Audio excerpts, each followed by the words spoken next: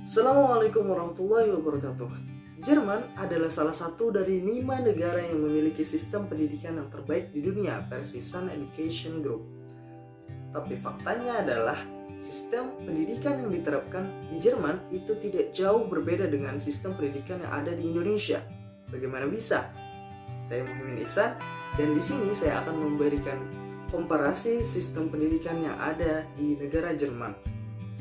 Sebelum kita berbicara lebih lanjut tentang sistem pendidikan yang ada di Jerman, tentunya kita harus mengetahui sejarah pendidikan di Jerman itu sendiri. Pendidikan di Jerman itu bersumber dari dua hal. Yang pertama adalah negara, kemudian agama.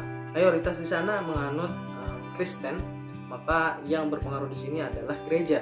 Namun pada abad ke-17 itu mulai ada perubahan karena mulai ada kesadaran bahwasanya kewajiban pendidikan itu sebenarnya tertumpu kepada negara. Nah, disinilah mulai nih pemudaran dari pengaruh gereja terhadap sistem pendidikan yang ada di Jerman. Kemudian kita lanjut pada tahun 1949. Nah, di sini ada beberapa pejabat administratif. Mereka menerapkan perundang-undangan didirikannya Sekolah Persatuan Demokrasi. Kenapa didirikan Sekolah Persatuan Demokrasi? Karena pada dasarnya sistem pendidikan yang ada di Jerman itu kebanyakannya dimonopoli, yang mana orang-orang menengah ke atas itu diberikan hak yang besar untuk mengenyam pendidikan yang ada di Jerman, sedangkan orang-orang kalangan bawah tidak memiliki hak yang sama untuk mengenyam pendidikan. Maka di situ yang mendasari didirikannya Sekolah Persatuan Demokrasi ini. Berbicara soal sistem pendidikan yang diterapkan di Jerman, seperti saya katakan di awal tadi, sistem pendidikan yang ada di Jerman itu sangat-sangat mirip dengan sistem pendidikan yang ada di Indonesia. Pertama, kita bahas soal segi lama pendidikan itu sendiri.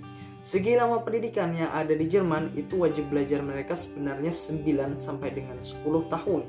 Sama yang diterapkan di Indonesia, yakni wajib belajar 9 tahun ya. Kemudian untuk tingkatan di sini mereka ada 3 tingkatan. Yang pertama adalah sekolah dasar, kedua adalah sekolah menengah, dan terakhir adalah pendidikan tinggi. Yang mana untuk sekolah dasar mereka ada kelas 1 sampai dengan kelas 7, di mana kelas 7 nanti mereka akan mendapatkan ujian kelulusan pertama mereka. Seperti yang diterapkan di Indonesia sebenarnya, sangat mirip. Ada ujian nasional, mereka di sana ada ujian kelulusan. Kemudian dilanjutkan ke sekolah menengah. Kemudian untuk sekolah menengah pada saat kelas 10 ya, kelas 10 mereka mendapatkan ujian kelulusan lagi. Nah, ini sangat-sangat mirip ya. Kalau misalkan di Indonesia itu di SMP, maka mereka kelas 10 mereka akan mendapatkan sistem ujian kelulusan yang kedua. Kemudian yang terakhir ada di kelas 12. Kelas 12 mereka akan mendapatkan ujian kelulusan lagi. Untuk di sana ya. Namun kalau kita berbicara soal pendidikan tinggi di sana, bedanya di Indonesia dengan Jerman itu tidak memiliki yang namanya diploma atau politeknik seperti halnya ada di Indonesia, karena pendidikan di Jerman sekolah tingginya itu hanya ada universitas, fakultas seni dan musik.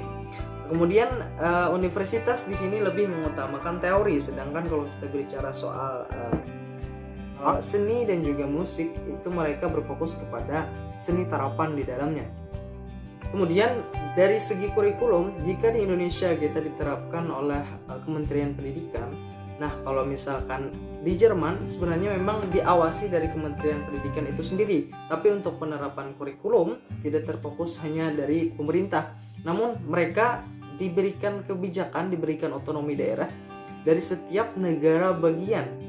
Jadi setiap negara bagian itu memiliki hak untuk membuat kurikulum mereka sendiri. Jadi di sini fungsi dari Kementerian Pendidikan hanya untuk mengawasi kurikulum yang dijalankan dari setiap daerah bagian. Berbicara soal perguruan tinggi yang ada di Jerman, ketika seseorang ingin memasuki perguruan tinggi di Jerman itu dipakai hasil dari ujian abitur atau nilai Zinsel Abschluss. Kalau bisa dikatakan itu adalah nilai-nilai mereka peroleh ketika mereka berada di sekolah menengah. Kemudian ditambah dengan tes masuk sesuai jurusan yang mereka pilih. Misalkan bahasa Inggris, mereka juga akan diberikan tes bahasa Inggris ya. untuk calon mahasiswa. Kemudian kalau kita bicara soal di Indonesia, untuk masuk perguruan tinggi itu melalui ujian masuk UM biasanya ya, tanpa terlalu memperhatikan nilai pada sekolah. Biasanya itu hanya untuk kepentingan berkas. Kemudian lanjut, untuk hal lain yang berbeda antara sistem pendidikan yang ada di Jerman dan juga di Indonesia adalah mengenai nilai. Jika nilai di Indonesia semakin besar maka akan semakin bagus, tapi untuk di Jerman itu sendiri nilai itu mengerucut ke atas, dimana nilai 1 dikatakan nilai yang terbaik, nilai 2 itu mulai berkurang, sampai semakin besar nilainya maka akan semakin buruk nilainya. Berbeda, itu adalah hal yang berbeda ya. Nah, seperti itu kiranya untuk sistem pendidikan yang diterapkan di Jerman. Oke, kesimpulannya adalah sistem pendidikan di Jerman dan Indonesia itu sebenarnya sama, tapi di sini keunggulan dari sistem pendidikan yang ada di Jerman ada pada kebijakan pemerintahnya. Misalkan saja kurikulum tadi, jika di Indonesia kita menerapkan yang namanya kurikulum, tiap daerah itu harus mengikuti pusat ya. Jadi ketika perpindahan dari satu kurikulum ke kurikulum yang lainnya, mungkin sangat-sangat banyak kemungkinan ketidaksiapan setiap sekolah ketika pergantian kurikulum tersebut, karena memang standar mereka, standar tiap daerah sebenarnya berbeda. Nah, jadi di sini tentunya Jerman jauh lebih unggul dibandingkan Indonesia. Kenapa? Karena Jerman di sini mereka memberikan hak kepada setiap negara bagian untuk menentukan kurikulum.